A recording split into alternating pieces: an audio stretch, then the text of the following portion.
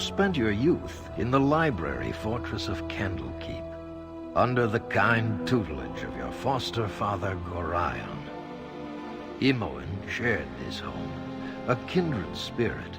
Her background was as mysterious as your own. Gorion's murder brought answers to your questions when his killer Saravok was revealed to be your brother. You and Saravok were a product of the Time of Troubles, a chaotic period when gods were made flesh and forced to walk the earth. One such deity foresaw his own death and walked the land before the cataclysm.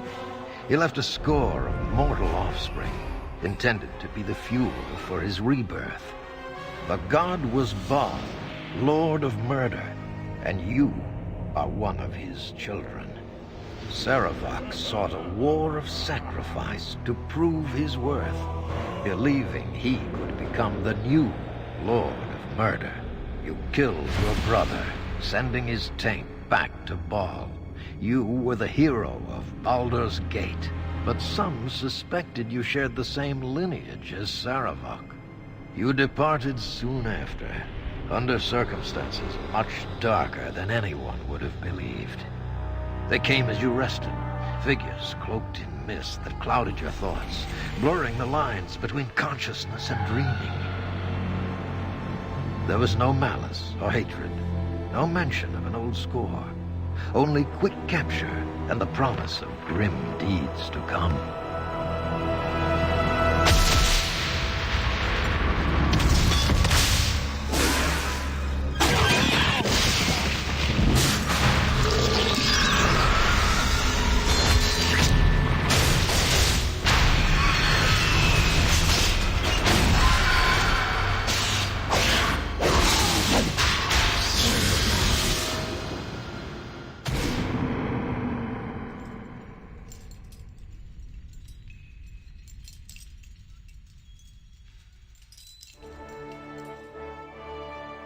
What can I say about Baldur's Gate 2 that hasn't already been said before? This is the RPG of the decade for its time. It was the RPG of the year for almost every publication. It took everything that was really great and amazing and awesome about Baldur's Gate 1 and turned it up to 11.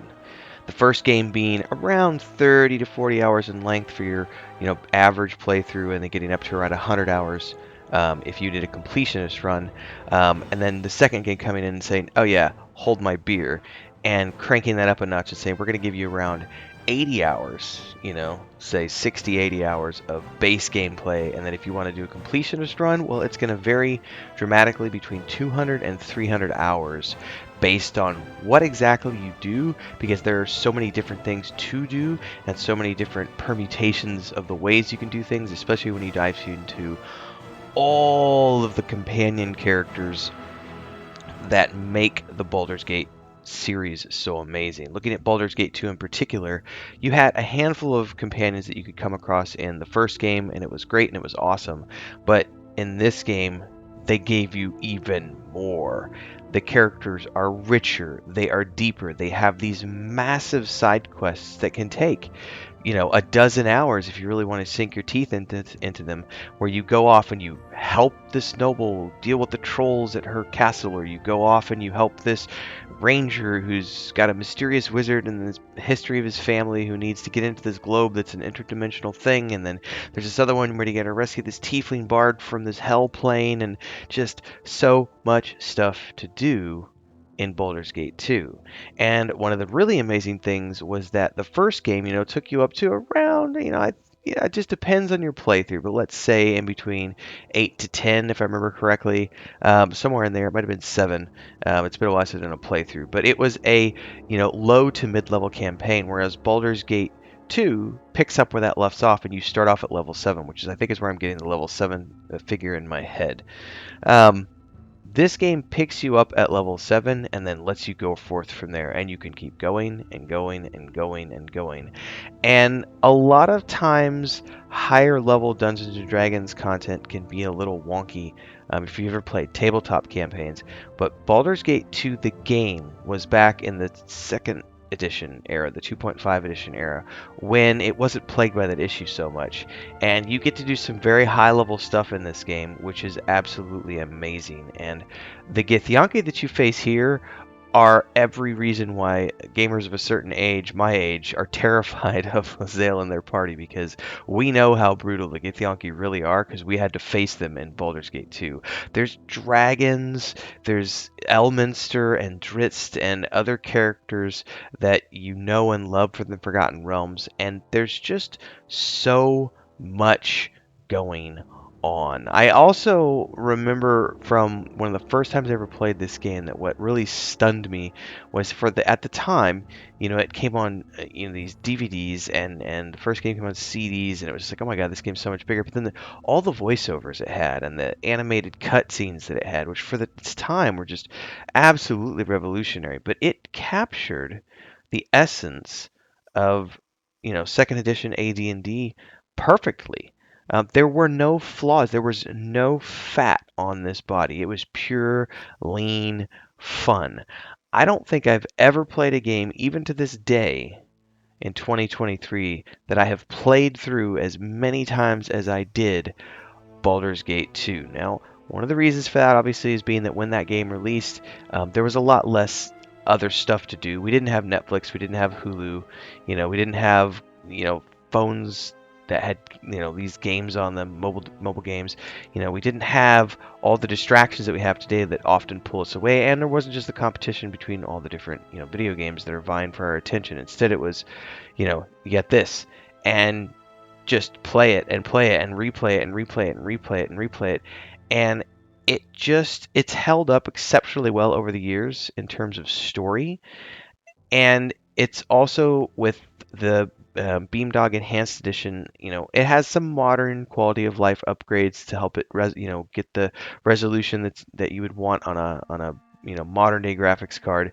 But at the core of it is like if you loved like that story of it's honestly it's the Anakin Skywalker story as well, because it's the idea of someone who has this really passionate love for this individual, and that drives them to do really bad things in the pursuit of that what they perceive in their mind with that relationship. And it's done out of love, but it's misguided because of the lack of caring about what impacts anybody else at all ever, and just focusing on that. And it's a very neutral evil way to approach things, and it's terrifying.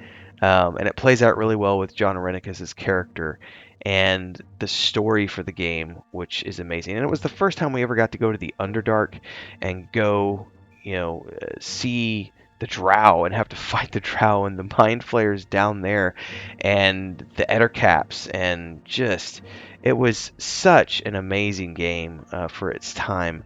And when I look at what Baldur's Gate 3 is building and what I've seen out of early access over the past nearly 3 years, all I can say is I wasn't, I just kind of figured they were making a sequel, and I figured it would be okay when it first launched. And now, after these several years of early access, I can happily say that Larian Studios has my stamp of approval for making something that feels like it's going to be every bit as epic as Baldur's Gate 2.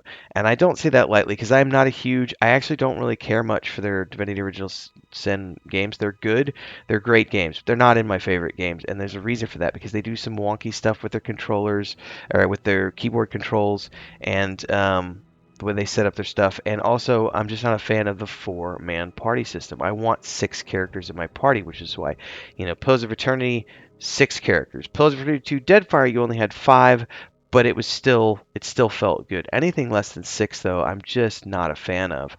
And despite that fact, despite that limitation that I absolutely consider Baldur's Gate 3 having, that handicap, it is still has been every bit as fun as the Baldur's Gate 2 experience. And I've only sunk my teeth into the first probably third of the game, if that.